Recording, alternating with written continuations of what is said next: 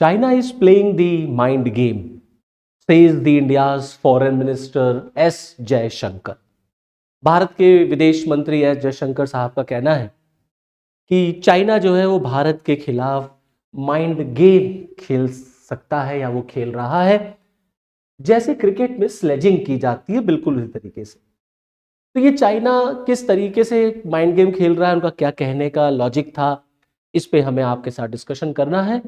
तो I welcome you all to वैस IAS, myself Abhishek Mishra. चलिए फिर हम लोग इस वीडियो लेक्चर की शुरुआत करते हैं।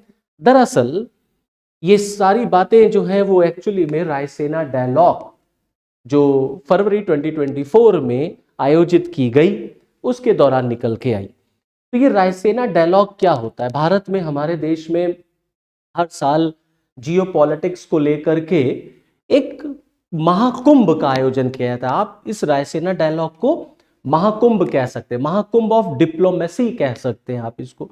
दुनिया भर के अलग अलग हेड ऑफ द स्टेट, अलग अलग लोग भारत में जुड़ते हैं, भारत आते हैं और यहाँ पर दुनिया भर की तमाम जो प्रॉब्लम्स हैं, जो जियोपॉलिटिकल इश्यूज हैं, उस पर आपस में चर्चा की जाती है। इसी को हम लोग रायसेना डायलॉग कहते हैं। तो Raisina dialogue is India's flagship conference on geopolitics, geoeconomics, committed to address the most challenging issues facing the international community। जी हाँ, कुछ ऐसे मुद्दे यहाँ पर चर्चा में उठाए जाते हैं जिसको लेकर के इंटरनेशनल कम्युनिटी जो है वो टेंशन में है या दुनिया के सामने वो चुनौती है। जैसे जियोपॉलिटिकल इश्यूज हो गया, जैसे रशिया यूक्रेन वॉर हो गया, या जैसे इजराइल हमास का इशू है, या तमाम मुद्दे हैं जो जियोपॉलिटिकल इश्यूज जुड़े हुए हैं। जियो इकोनॉमिकल भी हैं कि दुनिया की इकोनॉमी कैसी चल रही है, अर्थव्यवस्था पे हमें क्या काम करना, वगैरह वगैरह। ये जो रायसेना डायलॉग हुआ है ये एक्चुअली में 9th एडिशन कंडक्ट कराया गया है फरवरी 2024 में 21 से 23 के बीच में, फ्रॉम 21 to 23, जिसको इनॉग्रेट किया भारत के प्रधानमंत्री श्री नरेंद्र मोदी जी ने। और इस इनॉग्रल सेशन में जो ग्रीस के जो हेड ऑफ द स्टेट है, ग्रीस के जो प्राइम मिनिस्टर हैं, वो बेसिकली एक तरीके से चीफ गेस्ट थे। और तमाम दुनिया के जो देश मैंने आपको बताया, अलग अलग फील्ड के जो रिप्रेजेंटेटिव्स होते हैं वो इसमें पार्टिसिपेट करते हैं। 100 से अधिक देशों के, जिसमें मिनिस्टर्स शामिल हैं, farmer head of the state आते हैं, हेड ऑफ द गवर्नमेंट आते हैं, मिलिट्री कमांडर्स आते हैं, captains of industry, technology leaders, academics, journalist, scholar on strategic affairs and expert from the leading think tank and youth. तो एक तरीके से बहुत बड़ा ये एक जमावड़ा होता है, एक बहुत बड़ी गैदरिंग होती है। इसीलिए मैंने आपको कहा कि आप इस रायसेना डायलॉग को डिप्लोमेसी का महाकुंभ कह सकते हैं, that this is the diplomacy of this is the Mahakumbh of diplomacy. इस बार 2024 का जो रायसेना डायलॉग हुआ है उसके थीम, उसकी थीम क्या रखी गई? तो इस बार की जो थीम है वो चतुरांग है, ओके। और जिसमें basically conflict, contest, cooperate and create, 4 C's पर बात की गई है। 1 is conflict, second is contest, third is cooperate and last is your create. तो जैसे चेस होता है ना, उसी तरीके से एक टर्म लिया गया है चतुरांग, ओके। और फिर अलग अलग फील्ड में इस पर काम करने को कहा गया, जैसे इंटरनेशनल वर्ल्ड में जो वॉर्स है या जो पीस का मुद्दा है या जो मल्टीलैटरलिज्म है, इकोनॉमिकल इश्यूज हैं, उसको लेकर के यहाँ पर अलग अलग लोग अपनी अपनी बातें कहते हैं। तो कुल मिलाकर के ये एक तरीके से गैदरिंग होती है, बड़े बड़े जो आपके हेड ऑफ द स्टेट्स वगैरह होते हैं। बिल्कुल ऐसे जैसे रायसेना डायलॉग है, बिल्कुल ऐसे ही अभी कुछ दिन पहले हमने एक और सिक्योरिटी कॉन्फ्रेंस देखा, that is known as Munich security conference.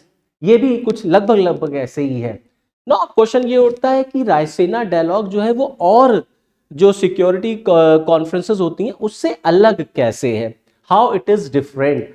तो मैं आपको यहां बताना चाहूंगा कि रायसेना डायलॉग ये एक ऐसी डायलॉग है जिसमें, मतलब it is the only dialogue जहां पर हम देखते हैं ट्रैक 1 डिप्लोमेसी, ट्रैक 2 डिप्लोमेसी और ट्रैक 1.5 डिप्लोमेसी साइमल्टेनियसली जो है वो फंक्शन करती है, वर्क करती है। जैसे फॉर एग्जांपल ट्रैक 1 डिप्लोमेसी क्या होती है? It is the official discussion, high level meetings होती हैं इसमें, जिसमें जो हेड ऑफ द स्टेट्स होते हैं वो मिलते हैं, जहां ceasefire, peace talk, treaties और कुछ अन्य मुद्दों पर चर्चा की जाती है। तो ये टॉप लेवल की जो डिप्लोमेसी होती है उसको ट्रैक 1 डिप्लोमेसी कहा जाता है। ट्रैक 2 डिप्लोमेसी भी प्रॉब्लम सॉल्विंग की एक डिप्लोमेसी है, जो बेसिकली अनऑफिशियल जो है डायलॉग होता है, जिसमें अलग अलग हम देखते हैं एनजीओज हो गए या कुछ रिलीजियस पर्सनालिटीज हैं, कुछ इन्फ्लुएंशियल एकेडमिक पर्सनालिटीज हैं, वो आपस में इंटरैक्ट करते हैं जिससे कि दो देशों के संबंध जो है वो सुधारे जा सके। ये ट्रैक 2 डिप्लोमेसी कहलाती है। ट्रैक 1.5 डिप्लोमेसी ये एक ऐसी सिचुएशन है जहां ऑफिशियल्स और जो नॉन ऑफिशियल्स होते हैं वो मिलते हैं और कॉन्फ्लिक्ट रेजोल्यूशन पर बात करते हैं। तो रायसेना डायलॉग एक ऐसी मीटिंग है जिसमें हमें ये तीनों साइमल्टेनियसली देखने को मिलती है। अब क्वेश्चन ये उठता है, व्हाट आर दी हाइलाइट्स और what were the highlights of the Raisina dialogue? तो चार बड़ी बड़ी बातें हैं या चार मोटी मोटी बातें हैं जिस पर रायसेना डायलॉग में बातचीत होते हुए हमें नजर आई। इसी संदर्भ में हम देखते हैं कि हमारे जो फॉरेन मिनिस्टर हैं उन्होंने चाइना को आड़े हाथों लिया और चाइना को उन्होंने सुनाया। अब उस पर भी अभी हम आते हैं। जैसे चार बातें क्या क्या ली गई, जैसे India as a bridging power between north and south. North and south मतलब भारत एक ब्रिज का काम करता है, एक लिंकेज का काम करता है between the developed and the developing countries. आपने देखा होगा G20 मीटिंग में भी हमने अफ्रीकन यूनियन को जो है वो शामिल कराया, and that's how India became almost the leader of the global south. तो ये जो ग्लोबल साउथ वाला जो कॉन्सेप्ट है, तो भारत विश्व में एक तरीके से अपनी इमेज ऐसी बना रखा है उसने, या इंडिया की ऐसी इमेज बन गई है कि लोग इंडिया को मानते हैं एज अ ब्रिज, कि नहीं यही एक देश है जो नॉर्थ और साउथ के बीच में कम्युनिकेशन करा सकता है या जो भी इश्यूज है उसको सॉल्व करा सकता है। तो ये बहुत बड़ी अचीवमेंट है भारत के लिए कि India is acting like a bridge. दूसरा, डी रिस्किंग, इस पर चर्चा की गई। Now what is this D risking? D risking का मतलब है कि हमने दुनिया को ये बताने की कोशिश की है, समझाने की कोशिश की है कि कैसे चाइना के बिना भी दुनिया चल सकती है, और चाइना के ऊपर जो ओवर डिपेंडेंसी है लोगों की वो नहीं होनी चाहिए।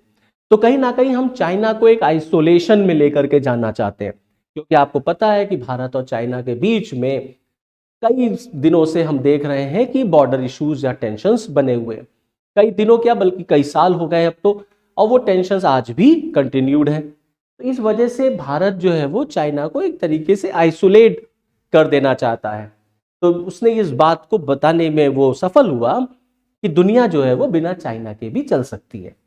फिर थर्ड, ग्रीन हाइड्रोजन पर डिस्कशन किया गया, that this is the future, क्योंकि हमें सस्टेनेबल डेवलपमेंट चाहिए, हमें इस पृथ्वी को बचाना है, इस प्लैनेट को बचाना है, तो हमें रिन्यूएबल एनर्जी पर फोकस करना चाहिए, and this green hydrogen is the renewable energy. उसके बाद फिर make in India. Make in India में हमने ये शो किया है कि एवरीबॉडी इज इनवाइटेड, हर व्यक्ति जो है वो भारत में आमंत्रित है, आइए बनाइए। क्यों? क्योंकि आपको मैंने अभी बताया कि जो थीम रखी गई रायसेना डायलॉग की, देखिए उसमें कॉन्फ्लिक्ट है, क्योंकि दुनिया के तमाम देशों के बीच विवाद चल रहा है, कॉन्फ्लिक्ट चल रहा है, इंडिया पाकिस्तान, इंडिया चाइना, फिर इजराइल पैलेस्तीन, उधर आप देखेंगे गल्फ कंट्रीज, वहां पे भी अलग कॉन्फ्लिक्ट चल रहा है, अमेरिका चाइना चल रहा है, फिर कॉन्टेस्ट कंपटीशन भी बढ़ रहा है, इंडिया और चाइना का कंपटीशन है। फिर हम देख रहे हैं कोऑपरेट, आपस में सहयोग करने पर भी बात की जा रही है कि अगर आपको आगे बढ़ना है तो कोऑपरेट करके ही आप आगे बढ़ सकते हैं। And the last one is create. तो ये जो मेक इन इंडिया है, this is related to creation, कि हर कोई भारत में आए और यहां क्रिएट करे जिससे हमें भी फायदा हो और दुनिया को भी फायदा हो। तो मोटे मोटे तौर पर ये 4 चीजें निकल के आई जिस पर कि रायसीना डायलॉग में डिस्कशन हुआ। चलिए अब आगे बढ़ते हैं और आगे देखते हैं। एक और बहुत बड़ा मुद्दा उठाया गया और भारत के लिए कहा गया that India is aligned with all, कि इंडिया जो है वो सबके साथ अलाइनमेंट कर रहा है या सबके साथ दोस्ती कर रहा है। क्योंकि ये तो नहीं हो सकता ना कि आपके सभी दोस्त होंगे, कोई ना कोई तो आपका दुश्मन या कोई ना कोई तो ऐसा होगा जिसको आप अपने फ्रेंड्स की लिस्ट में नहीं रखेंगे। तो इस पर भी डिस्कशन हुआ कि भारत तो जो है मिनी लैटरलिज्म में बिलीव कर रहा है। तमाम हम देख रहे हैं कि इंडिया एक साथ कई प्लेटफॉर्म शेयर कर रहा है, जैसे इंडिया ब्रिक्स का मेंबर है, इंडिया I2U2 का मेंबर है, उसी समय इंडिया क्वाड का भी मेंबर है। तो एक तरीके से इंडिया से पूछा जाता है कि अल्टीमेटली आपकी पोजीशन क्या है, आप किस साइड है, whether you are on the side of America और you on the side of Russia और you are aligning with China और नॉट। क्योंकि हम ब्रिक्स में देखिए चाइना के साथ मेंबरशिप ले रहे हैं, I2U2 में आप देखेंगे तो हम अमेरिका के साथ ले रहे हैं, उसके बाद क्वाड में भी हम अमेरिका के साथ प्लेटफॉर्म शेयर कर रहे हैं। तो कहीं ना कहीं इस तरीके से जो है एक परसेप्शन बनता है कि भारत जो है वो सबके साथ फ्रेंडशिप करता है, सबके साथ उसका अलाइनमेंट है। और ये कहा भी जाता है जो सबका दोस्त होता है वो एक्चुअली में किसी का दोस्त नहीं होता। तो भारत के ऊपर ये आरोप लगाए जाते हैं कि एक्चुअली में इंडिया किसी का दोस्त नहीं है, क्योंकि सबका दोस्त है तो ये तो हो ही नहीं सकता। अब हमारी तरफ से का क्या आंसर दिया जाता है, क्यों नहीं हो सकता? बिल्कुल हो सकता है। क्यों? क्योंकि आज की जो रिक्वायरमेंट है वो यही है। आज की रिक्वायरमेंट ये है कि आज जो समय है, जो टाइम है, वो कंपटीशन का है। आज हम देख रहे हैं किस तरीके से जो एक तरीके से इंटरनेशनल ऑर्गेनाइजेशंस थे, just like UNSC, just like UNO, किस तरीके से हम देख रहे हैं कि ये फेल होते हुए नजर आ रहे हैं। अपने जो ऑब्जेक्टिव्स थे, अपने जो प्रोमिसेस थे, उनको ये फुलफिल नहीं कर पा रहे। तो भारत का मानना है कि आज का जो समय है वो कंपटीशन का है और आज का जो टाइम है वो बेसिकली इंटरेस्ट फुलफिल करने का है। किसी भी कंट्री का जो हित है, अगर हमारा हित चाइना के साथ फुलफिल हो रहा है तो हम चाइना के साथ भी प्लेटफॉर्म शेयर करेंगे। It's all about interest, it's all about national interest, it's all about economical interest. इसीलिए आज जो भी अलायंसेस बन रहे हैं वो बेसिकली इंटरेस्ट बेस्ड बन रहे हैं। तो हम ये देखते हैं कि हमारा इंटरेस्ट गल्फ कंट्रीज के साथ पूरा हो रहा है तो हमने I2U2 की मेंबरशिप ले ली, क्वाड के साथ पूरा हो रहा है हम क्वाड की तरफ चले गए। हमारी दोस्ती रशिया की तरफ भी दिख रही है। हमारी दोस्ती जो है despite of so much of issues with China, हम देखते हैं कि हमारे चाइना के साथ भी ट्रेड रिलेशंस चल रहे हैं। तो कहीं ना कहीं ये शो हो रहा है कि आज की जो दुनिया है वो बेसिकली कंपटीशन की है और आज के टाइम में आप ग्रुपिज्म नहीं कर सकते कि आप एक ही ग्रुप में बंधे रहेंगे। तो ये ग्रुप जो है ना, ग्रुपबाजी जिसे कहते हैं, लॉबिंग, ये आज की दौर की रिक्वायरमेंट या नीड नहीं है। आज की रिक्वायरमेंट ये है कि अगर आपके इंटरेस्ट पूरे होते हैं रशिया से तो आप रशिया के साथ जाइए, अगर आपके इंटरेस्ट पूरे हो रहे हैं इसराइल से तो आप इसराइल के साथ जाइए। इसीलिए भारत कहता है कि आज के अलायंसेस बेसिकली इंटरेस्ट बेस्ड हैं, तो हम जो है वो सबके साथ दोस्ती रखेंगे। India is aligning with all. Okay, now moving ahead, एक और बहुत बड़ा इंपॉर्टेंट डिस्कशन जो है वो रायसीना में हुआ या रायसीना डायलॉग पे हुआ, that is the topic related to Arctic. No, Arctic region से रिलेटेड ये एक्चुअली में डिस्कशन हुआ। अब आर्टिक रीजन को लेकर के क्या डिस्कशन हुआ, दरअसल बात यह है कि आर्टिक रीजन का भी स्ट्रैटेजिकल इंपॉर्टेंस जो है इधर बढ़ गया है, specially in reference to China. अब चाइना के संदर्भ में कैसे इसका जो महत्व है वो बढ़ा है। दरअसल चाइना अपने आप को आर्टिक रीजन के नजदीक देश मानता है और हम देख रहे हैं किस तरीके से चाइना की दोस्ती जो है वो रशिया से बढ़ रही है और कहीं ना कहीं चाइना जो है अपना स्वार्थ, अपने इंटरेस्ट जो है वो रशिया के कंधे पर बंदूक रख के चलाना चाहता है और पूरा करना चाहता है। तो हम देख रहे हैं कि वो अमेरिका को काउंटर करने के लिए उसने ईरान और रशिया से दोस्ती कर रखी है।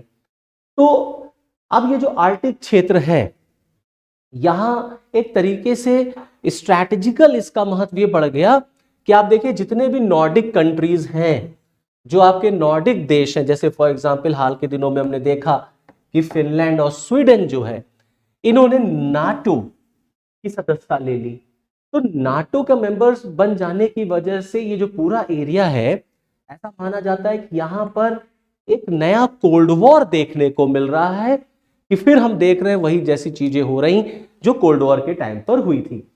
तो भारत का यह मानना है कि इस कोल्ड वॉर की वजह से इस आर्कटिक रीजन में मिलिटराइजेशन बढ़ेगा, क्योंकि चाइना और रशिया भी यहां पर आना चाह रहे हैं, या यहां पर चाइना और रशिया भी जो है अपना एक डोमिनेंस पूरा करना चाह रहे हैं। नेटो के कंट्रीज ही हैं आर्कटिक रीजन के पास। तो कहीं ना कहीं इंडिया का मानना है कि भारत की प्रेजेंस भी इस पूरे रीजन में बहुत इंपॉर्टेंट है। इसीलिए हमने ये देखा कि भारत ने अपना पहला फर्स्ट एक्सपीडिशन टू आर्कटिक जो है वो भेजा, और इंडिया ने अपना first winter expedition to Arctic भेजा to study the polar mysteries. तो जो हमारी प्रेजेंस है वो भी आर्कटिक रीजन में हमने बढ़ाई है, क्योंकि हम बहुत एक ग्लोबल प्लेयर की तरह अपने आप को प्रोजेक्ट करते हैं और देखते भी हैं कि बिना भारत के दुनिया जो है वो चल नहीं सकती। भारत का जो आर्कटिक क्षेत्र में रिसर्च स्टेशन भी है, that is known as Himadri. तो ये भी एक बहुत बड़ा इंपॉर्टेंट रीजन जो या जियोपॉलिटिकल इशू था वो उठाया गया ड्यूरिंग योर रायसेना हिल्स या रायसेना डायलॉग्स, कि आर्कटिक रीजन में किस तरीके से इश्यूज चल रहे हैं। तो अब लौट के आते हैं उसी बात पर जो चाइना को लेकर के हमारे फॉरेन मिनिस्टर एस जयशंकर साहब ने कहा। तो यहां पर मुझे प्राइम मिनिस्टर श्री नरेंद्र मोदी जी का एक कोटेशन याद आता है, that is mind is never a problem, mindset is the problem. ये जो माइंडसेट है, ये जो परसेप्शन है, ये बदलने की जरूरत है। और परसेप्शन क्या, कि भारत को आप कब तक जो हल्के में लेंगे, और कब तक आप भारत को एक गरीब राष्ट्र, या कब तक आप भारत को ऐसा देश मानेंगे जिसका महत्व जो है वो ग्लोबली नहीं है। तो गवर्नमेंट ऑफ इंडिया मानती है आज का भारत वो भारत नहीं है। आज का भारत वो भारत है कि बिना भारत के कोई भी इंटरनेशनल इशू डिसाइड नहीं हो सकता। आज हम बहुत इंपॉर्टेंट प्लेयर हो गए हैं, आज हम ग्लोबल साउथ को लीड कर रहे हैं। तो आपको अपने माइंडसेट को चेंज करना पड़ेगा, चाइना को अपना माइंडसेट बदलना पड़ेगा, चाइना को बैठना पड़ेगा डायलॉग टेबल पर और सारे इश्यूज को सॉल्व करना पड़ेगा। तो जब हमारे फॉरेन मिनिस्टर साहब से चाइना के ऊपर पूछा गया, तो उन्होंने दरअसल यही बात बोली कि देखिए ऐसा है कि कभी ना कभी तो इंडिया और चाइना को इक्विलिब्रियम पे आना पड़ेगा ना, कभी ना कभी इंडिया और चाइना जो है एक सहमति पर आएंगे, क्योंकि कोई भी दो व्यक्ति जीवन भर नहीं लड़ सकते, कभी ना कभी वो एक इक्विलिब्रियम पर आते हैं। ये इक्विलिब्रियम पर आना और इसको बैलेंस करना, this is going to be the challenge for both the countries, for China also as well as for India also. और क्योंकि इकोनॉमिकली अगर देखा जाए तो चाइना ठीक है, वो टॉप पर है, बट भारत भी वहां पहुंच रहा है। हम 5th लार्जेस्ट हैं, हम 3rd लार्जेस्ट बनना चाहते हैं। वो अलग बात है कि चाइना की जर्नी और इंडिया की जर्नी जो है वो ऑलमोस्ट सेम चेंज जो है वो स्टार्ट हुई थी, शुरू हुई थी, बट चाइना ने स्टार्ट लिया ऑन डिफरेंट डायरेक्शन और विथ डिफरेंट पेस। इसलिए चाइना आज के टाइम पे हमसे आगे है इकोनॉमिकली। बट एस जयशंकर साहब का मानना है कि कभी ना कभी तो ऐसा होता है ना कि एक इकोनॉमी जो है या एक पावर जो है पीक पे जाता है, फिर वहां पर वो फ्लैटन हो जाता है, एक तरीके से स्थिर हो जाता है। चाइना के साथ भी यही होगा कि चाइना जो है वो जो आज यहां पर है वो भी एक फ्लैट पोजीशन में आएगा। जब चाइना फ्लैट पोजीशन में आएगा तो इंडिया उससे आगे निकल जाएगा। और गोल्डमैन सैक की रिपोर्ट के अकॉर्डिंग भी 2075 तक, अगर मैं आपको बताऊं तो 2075 तक फॉरेन मिनिस्टर साहब ने ये कोट भी किया कि दोनों देश जो हैं वो $50 ट्रिलियन की इकोनॉमी बनेंगे, $50 ट्रिलियन की उनकी इकोनॉमी होगी। ये भी एक बहुत बड़ा जो है उन्होंने एग्जाम्पल वहां पे सेट किया। अब जो पॉलिटिकल इश्यूज हैं उनको लेकर के उन्होंने चाइना के लिए कहा कि चाइना भारत के साथ माइंड गेम जो है वो खेल सकता है। माइंड गेम का मतलब ये हो गया कि जो इश्यूज चल रहे हैं, बॉर्डर इश्यूज लद्दाख वगैरह के रीजन में, ये इश्यूज इंडिया ने नहीं बनाए हैं, ये इश्यूज चाइना ने बनाए हैं, क्योंकि चाइना जो है वो पीछे हुआ है बातचीत से। 1980 के दशक में हमने देखा था कि दोनों देशों के बीच में बॉर्डर्स को लेकर के कुछ अंडरस्टैंडिंग बनी थी, बट 30 साल बाद हम देखते हैं कि चाइना जो है उसने उन सारे प्रिंसिपल्स को मानने से मना कर दिया और वो मानता नहीं है। इसीलिए इंडिया और चाइना के बीच में बॉर्डर डिस्प्यूट बना हुआ है। तो दोनों देशों के लिए ये जरूरी है कि वो इस मैटर को सॉल्व करें, लेकिन चाइना जो है यहां पर कहीं ना कहीं माइंड गेम जो है वो भारत के अगेंस्ट खेल सकता है और हमें इससे सावधान रहना चाहिए। हमें चाइना को ऐसा करने से रोकना पड़ेगा। प्लस भारत को वो सारे फैक्टर्स, वो सारे कारक इस्तेमाल करने चाहिए जो हमें आगे बढ़ाने में हेल्पफुल हैं या जो चाइना के साथ हमारे रिलेशंस को स्मूथ कर सकते हैं, सॉल्व कर सकते हैं। चाइना का मानना है जो बॉर्डर डिस्प्यूट है ये केवल दो ही देशों का मैटर है, बिटवीन चाइना एंड इंडिया। बाकी जो 190 प्लस कंट्रीज हैं they are good for nothing. But Bharat का मानना है कि नहीं, हमें बिल्कुल जो है उन देशों को भी शामिल करना चाहिए। तो ये जो चाइना की जो डिप्लोमेसी है या जो चाइना का एक तरीके से स्ट्रैटेजी है, उन्होंने भारत को कॉशन किया है कि हमें इससे सावधान रहना चाहिए और इंडिया को एजेंडा सेट करना चाहिए। रायसीना डायलॉग में इस बात को लेकर के भी बात की गई कि भारत जो है अब वो देश बन गया है जो एजेंडा सेट करता है। पहले होता था कि अमेरिका एजेंडा सेट करता था और सारे देश उसको मानते थे। आज की भारत की जो परसेप्शन या जो भारत की इमेज बन रही वो ये है that India is the agenda making country. Bharat agenda decide करता है और दुनिया उसको मानती है, जैसा हमने G20 की मीटिंग में देखा, जहां पर भारत ने एजेंडा तय किया और उसको सक्सेसफुली जो है वो लोगों ने फॉलो भी किया। तो ये कुल मिला करके हमें बड़ा इंपॉर्टेंट जो चेंज है वो नजर में आता है। So this is all from this video lecture. Okay, thank you, जय हिंद।